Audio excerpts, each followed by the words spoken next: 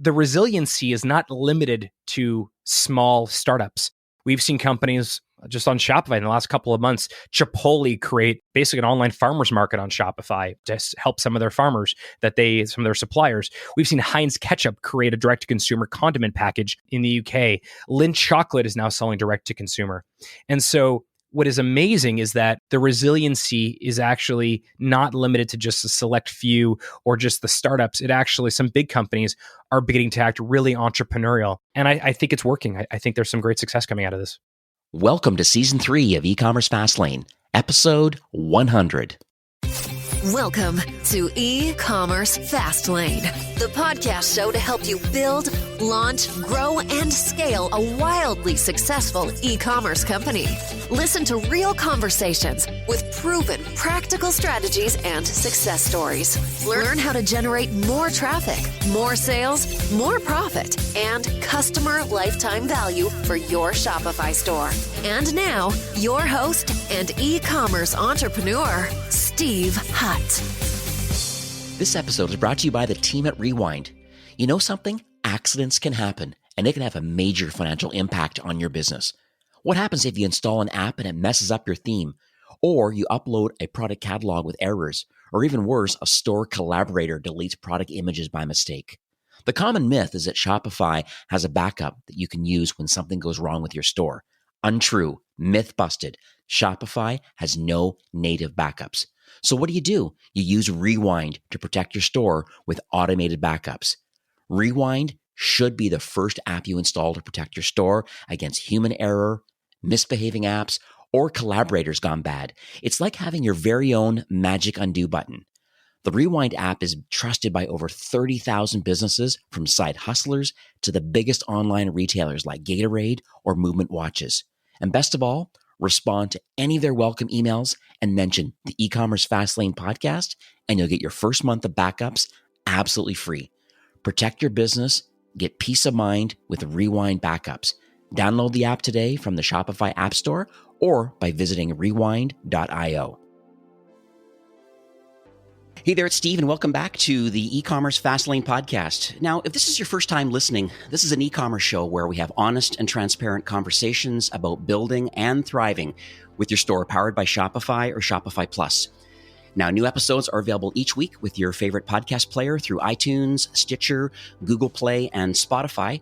Or you can also sign up online at ecommercefastlane.com and be notified when a new show is being released. Now, today's an exciting day. It really is. It's a milestone. It's a time to reflect. It's time to celebrate. Today is my 100th episode of eCommerce Fastlane. Really has been an incredible 2-year journey of growth, like personally and professionally. You know, most importantly, the impact that the show is having with the knowledge sharing from subject matter experts in commerce, including our agency partners, our marketing platform partners, app partners, all inside the Shopify ecosystem. Joining me today, I could think of no other person who I'd like to chat with. My guest is Harley Finkelstein, who's the Chief Operating Officer of Shopify, the company that has given me and many others the opportunity to develop their life's work by helping independent businesses and entrepreneurs navigate and thrive online and in-store. So hi, Harley. Welcome to eCommerce Fastlane. Hey, Steve. So grateful to be here. Congrats on this being your 100th episode. I know that there are so many podcasts lately that have come out and most don't make it to episode 3 or 4. And the fact that you're on your 100th, it shows how much value you're adding. And I think on behalf of all of us in the e-commerce community, the e-commerce family globally, inside and outside of Shopify, I just want to say thank you and offer my congratulations. Thank you so much, Harley. I much appreciate those kind words. So let's set the stage a little bit for those listening today who don't know your background. Are you able to share a little bit about yourself, your experiences, and then how the last 10 years at Shopify has really helped you become a better version of yourself? So I was born in Montreal, Canada, and lived there until I was about 13 years old, at which point I moved to South Florida with my family. And after high school, I ended up going to McGill University back in Montreal, mostly because it was cheap. It was McGill's a great school, of course, but it also was very inexpensive. My parents didn't have much money. And so, spending like $1,500 a year on college versus $40,000 a year, which is what a US school would have cost, was sort of a no-brainer. So I found myself back in Montreal in 2001. And that was the sort of around the time of September 11th, around the time of markets kind of falling apart. And It was an interesting time for me. I was 17 years old. I just moved back to Montreal, a city that I absolutely love. But my parents simply were not able to support me at all anymore. In fact, they themselves were barely able to support themselves.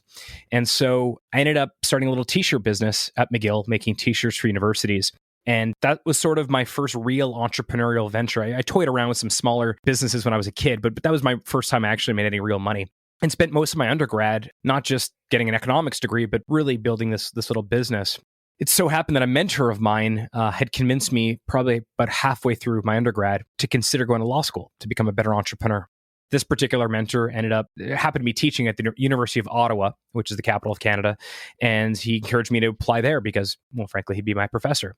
And so I decided I'd take the LSATs and apply to law school, applied to one school, which was in Ottawa, got in, and ended up moving to Ottawa in 2005. And the interesting part of moving to Ottawa was I didn't have any friends or family there at all. I didn't know anyone other than this one particular mentor. But when I arrived, like I always had done, I sort of started asking around, where are the entrepreneurs hanging out? Because entrepreneurs have been my tribe, my community since I was a kid. Ended up meeting a group of entrepreneurs and started hanging out with them. And one of those entrepreneurs was Toby, who's our CEO and our founder of Shopify. It was a serendipitous time for me to meet Toby because one, I needed some friends and he became a friend. But also, my t-shirt business that I had in undergrad and university was not going to translate well into law school, mostly because law school requires attendance and college undergrad does not. Right. So I decided that if I wanted to continue to be able to pay my tuition and afford rent, but also help my family, I needed to transition my business from a wholesale business selling t-shirts to universities to really having a retail business that was virtual, that operated concurrently while I was in classes. And as I heard Toby make the transition from snowboards into software, I became intrigued by whether or not I could be an early adopter of Shopify and I can take my t-shirt business and move it online. And ended up doing that and became one of the first stores on Shopify around 2006. And spent the next couple of years finishing law school and sort of building up this online store. It was called Smoofer. After I finished law school, went to Toronto to practice law for 10 months. Hated it. Thought it was like the worst thing in the world. And in 2009, I called Toby and asked him if he would have me, if I can join him and a handful of other engineers and be the non-engineer in the group and help them commercialize and build the business. And the rest is history. Well, thanks a lot for sharing some of that context. I kind of knew it from some internal dialogues that we've had in the past, but it's nice to share externally some of these life lessons and some of these learnings. So let's do a little tiny pivot over to the global pandemic and, the stay-at-home orders, over the past 3 months or so. In your vantage point, like how is consumer spending being affected by traditional brick and mortar retailers and then these digitally native brands that are selling exclusively online? I just love to hear what your insights are. Well, you've heard me say this a couple times now, maybe dozens of times now, but it seems like the year 2030, from a retail perspective, has been pulled into the year 2020. Mm-hmm. And there's a couple data points which demonstrate that. The most important and impactful one is that it took about 8 to 10 years to go from about 5% e-commerce of total retail to about 15%. And it's taken about 3 months to go from 15% to like 25%. Which is a dramatic increase. I mean, we've seen the same amount of growth in the last 3 months as we have in the last, let's call it 8 years. And this would have happened eventually anyway. It's the year 2030, that would have been the case. But it's happened a lot more rapidly. And what's emerged is sort of what I would sort of refer to as a tale of two retail worlds. On one hand, you have these resistant retailers that simply did not have it in their DNA to quickly pivot and to survive COVID. And a lot of them have not. You've seen a lot of big companies go out of business, some iconic brands, whether it's the J. Crews of the world or Barney's or Neiman Marcus. I mean, these are iconic companies, Forever 21, that just didn't make it. And it was because, in my view, they were resistant to change and they did not have any sort of entrepreneurial spirit or abilities in their culture in which to make these changes rapidly. And so they were resistant and some of them did not make it. On the other hand, you have these resilient retailers, these entrepreneurs, these brands who looked at what was happening mid-March and said, we have to make some deep changes. We have to change the way we do business. We have to change the way we connect with our consumers. And for those that have made that change, frankly, it's been great for them. Now, that's obviously on the supply side of it. On the demand side, what you've also seen is you've seen consumers voting with their wallets in a way that we've never seen before to support small businesses, to support independent retailers, to support local entrepreneurs in their cities, in their towns, in their areas, wherever they live. I think the combination of having resilient retailers and brands that have just pivoted and figured out what they have to do to survive and thrive in this new world, and consumers saying we prefer to buy direct, has resulted in what I think is some of the most important, impactful, and interesting times in retail of the last couple hundred years. And I know that's a big statement, but I'm certainly seeing it. And it's interesting. Whenever I talk about this, I think folks immediately think I'm talking about sort of the kitchen table entrepreneurs, people that are, have 2, 3, 4 employees and they're just getting started and they're just building their business. But actually, the resiliency is not limited to small startups. We've seen companies just on Shopify in the last couple of months, Chipotle create basically an online farmers market on Shopify to help some of their farmers, some of their suppliers. We've seen Heinz Ketchup create a direct-to-consumer condiment package in the UK. Lindt Chocolate is now selling direct-to-consumer. And so what is amazing is that the resiliency is actually not limited to just a select few or just the startups. It actually, some big companies are beginning to act really entrepreneurial. And I think it's working. I think there's some great success coming out of this. Yeah, and also hear a lot of things you talk about retail operating system of what Shopify actually is. So let's dig in a little bit into that because I think it's really, really interesting. Maybe some of the specific tactics around how you believe brick and mortar retailers today, how should they navigate the current retail environment? I think from our perspective at Shopify, we think that our responsibility to the 1 million and more stores that use us has expanded. When someone there says, hey, I'm going to work, what they really mean is they're opening up their Shopify admin. And that's where they're doing their work. Navigating the admin, fulfilling orders, adding new products, shipping out products, adding new marketing tools, starting new campaigns, launching new campaigns. That's all being done directly from Shopify. And that's a wonderful thing for us to be the core of their work. Right. That is a wonderful position for us to be. But with that comes great responsibility. And so I think if you were to ask most people who don't know Shopify, who don't use Shopify, what we do, I think most people would say, well, we're an e-commerce provider. And that's true. That's what we're best known for. One of certainly the largest players, if not the largest player in the e-commerce world. But those that use us realize that the relationship that we have with these merchants it's just different. And what we've tried to do, and I think in many cases quite successfully over the last couple of years, is we've tried to figure out what else can we do to make entrepreneurs and small businesses' lives better? What else can we do to further level the playing field so that small businesses can compete with the largest retailers? What can we do to help companies that are at scale, whether it's the Gymsharks of the world or the Fashion Novas of the world or the Allbirds of the world, stores that started on Shopify but have now grown to be category leaders? What more can we do to help them? And what we started doing was we started adding well beyond just e-commerce functionality. We added physical retail functionality at point of sale. We've added a multi-channel commerce capability so you can sell on Facebook or Walmart.com or Amazon or Pinterest or Instagram or anywhere you want. And then beyond that, we've also said, well, Shopify is not a retailer. But if you were to pretend for just a moment that we are a single retailer, you would realize that in the US alone, we would be the second largest online retailer in the country. If we were an actual retailer where we would keep those economies of scale for ourselves, our opportunity as a platform is we can simply distribute those economies of scale to anyone that uses us. What I mean by that is by using Shopify today, you immediately will get payment rates that traditionally small business couldn't get on their own. You immediately will get access to capital, actual money to spend on inventory and marketing that you couldn't get otherwise on your own. You get access to fulfillment and shipping. You get access to fraud protection services. We've began to sort of fill in, more recently with Shopify Balance, we've began to sort of fill in the gaps of what every small business may need. And we think we can do a better job for them than they could get on their own. And we can give those economies of scale out there and again, level that playing field. And I think what all that amounts to is the world's first retail operating system. And although no one searches for that per se, you kind of know it when you see it. And I think that's what makes our current offering, it's always evolving, but our current offering really, really compelling as a place not only to start your new business, but also a place to run your business when you're at scale.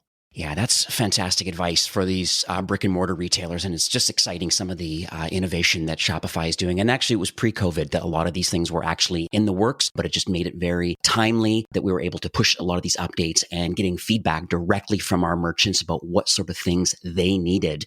Buy online and pick up in store through a POS, or curbside pickup, or connections to local delivery companies, or even right from within the admin. It's really exciting, and just how easy it is for multi-channel with, as you said, Facebook and Instagram and marketplaces. And it's so interesting. Just shopping local is another major topic that really comes up quite a bit now. People are really looking to invest their dollars more locally. And I think that's really exciting. That's right. And that is quite amazing. I agree with that. I mean, it feels like a return to caring deeply about our local businesses. I think all of us are concerned that on the other side of COVID, will our local businesses still exist? Will the local flower shop still be there? Will the local barber shop still be there? Will the local cafe still be there? We want these things to exist because those are the things that make our communities interesting. That's what gives them character. And one of the things I'm probably most proud of being at Shopify for over a decade now is what happened in those first couple of days after COVID hit. And what happened was we said to the company, you remember this, I'm sure, we said, throw out your plans. The only thing that matters right now is to help small businesses survive and potentially thrive. That's all that matters. And so whether it's doing 90-day free trials instead of 14 days, whether it's adding gift cards so that service-based businesses can use us at least temporarily, whether it's things like adding local pickup or in-store pickup or local delivery, whether it was pushing out Shopify email as fast as we could, or the new Shopify point of sale.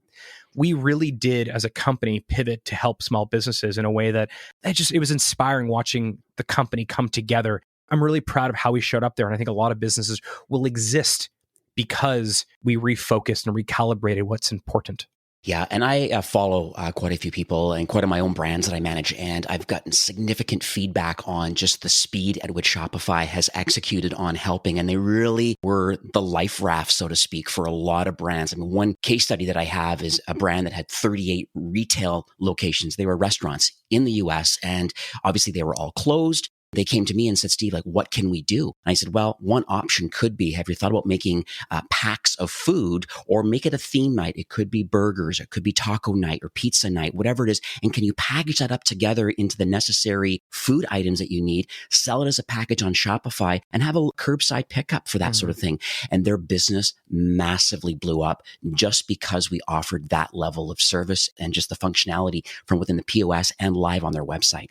And that's a great example of another resilient retailer. One of my best friends is a guy named Stephen Becta, who's a great Canadian restaurateur. He's some of the most iconic restaurants in the country. Within a week of COVID hitting, he obviously had to shut down his restaurants. He turned his understanding of wine, his understanding of hospitality, into one of those incredible wine boutiques curated by Becta, whereby anyone can go and buy a box of different price boxes, but they can buy a case of wine, and you fill out a quick form.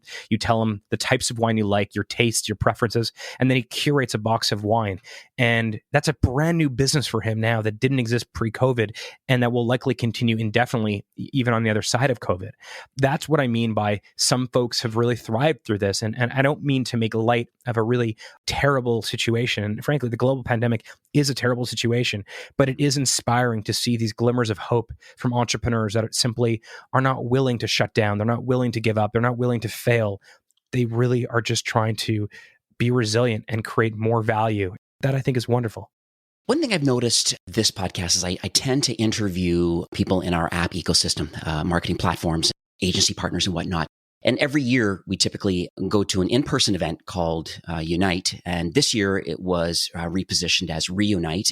Are you able to give some highlights, first of all, what Unite or Reunite actually is, and then are able to maybe dig into a couple of the most impactful announcements? Yeah, so I think we've been doing Unite, which is our partner conference, for about 4 years, I want to say, something like that, 4, maybe 5 years. As Shopify's resident power extrovert, it's one of my most enjoyable weeks of the year because I get to connect with partners and friends in the Shopify family, the ecosystem that I don't often get to see. And there's a ton of hugging, there's a ton of smiles, there's a ton of fist bumps and high fives, and it's a wonderful opportunity to connect with our partners. And as anyone who knows me or knows Shopify knows, our partner ecosystem is one of the most important parts of Shopify. Right. It's one of the things I've spent a majority of my time at Shopify building and developing, and it's something that means a lot to me. This year, obviously, we couldn't do Unite because we couldn't get together in person. But in the theme of pivot and the theme of resilience, we decided we would create something different. And instead of doing Unite, we would do Reunite and invite not just partners, but also merchants in. And it would be a virtual event. And it was amazing. We had, I think it was about an hour and a half worth of talks from different product leaders and people building great tools for merchants in Shopify. We had, I think it was over 100,000 people tuned into it, which was super cool. We usually get about 1,500 people in attendance. So having 100,000 people there was just awesome. And we got a chance to announce really amazing things. For example, new areas and new expansion of Shopify Capital to new geographies like Canada and the UK. Installments, which is coming soon to Shopify Payments. Shopify Balance, which will give merchants access to financial products to start, run, and grow their businesses and help them with cash flow management. The Shopify card and rewards. And so much came out of that. And that's just on the product side. Also, on the education side, we talked about where Shopify Compass is going, some of the tools and some of the ways and workshops that we can help merchants and partners become more successful. We talked a bit about what is happening with some new APIs and new ways that partners and developers can build new products and functionality for Shopify. And it was awesome. It was so much fun to do that. It was such a great way to connect. And was it the same as Unite? No, it was different, but equally awesome in its own way. One day I hope to go back to an in-person event because I think that's always fun. But Reunite was really great. We got it set up in a matter, I think, a week or so. And the feedback that I got from partners was really great. So I'm happy about that. I got the exact same feedback too from a lot of the partners because I've interviewed a lot of them and they were disappointed when they bought their tickets originally, hoping to go. They knew how quickly it sold out every year, but then they were excited that we're able to put on a virtual event and excited that it was open to the full public, not just partner ecosystem, but even entrepreneurs. And that was fantastic. So let's dig into another term, this whole new normal. I even see some wording now, people can call it the next normal. It's been widely shared in media for this first half of the year. And from your vantage points, I think it's kind of unique. Are you able to share how you believe retail and commerce are changing? I'm just curious, a tactic or two or a strategy or two, what can brands do today so they could remain more relevant and more competitive? Well, look, we are certainly in a new normal. Some things may go back slightly to the previous way that they operated, but most things will not. And the first thing I think that's super important to realize is that, and this is sort of why I often lead these conversations with talking about the year 2030, because if you can forecast or you can foreshadow what would have been the world in 2030 and pull it back today, I think it'll be quite valuable. Right. One thing that is certain is this idea of multi-channel or omni-channel or pick your buzzword. There are still way too many brands that view that as a strategy. Right. That is not a strategy. The strategy is that if you are a brand that's going to be successful in the future, you need to sell your product in the way that your consumer wants to buy the product. Full stop. Multi-channel is a tactic that allows you or enables you to sell products anywhere or more places so that the consumers that you are attracting find the buying experience customized for their particular preferences. And that is a big difference than what it was even 10 years ago. 10 years ago, the retailer dictated to the consumer how to buy. We're open Saturday morning at 9 a.m. If you want this, line up right now. We're going to close on Sundays at 4 p.m. So if you want something, be there before that. If you want this product, you have to come in store. If you want it online, you have to buy it online. That has been a dramatic change, which is that now consumers are dictating to the retailer how they want to purchase. So one is, I think, omni-channel. I think that's fairly well known at this point. Right. The second thing is the idea of direct-to-consumer being a fad, I think, is over. Direct-to-consumer is the best way to purchase products in almost every category. There are very few categories where intermediation makes sense. If you're buying paper towel or you're buying shampoo and it's fairly generic, it may be easier to go and buy all your stuff at one particular retailer. But generally, I think that consumers like the idea of direct-to-consumer because, one, the buying experience is better. The people that make the products are usually the ones that know how to sell the products the best. Not always, but in most cases. Second, the people making the products get to keep 100% of the profit margin. And I think we as consumers want to support that. We want to support independent brands, independent stores.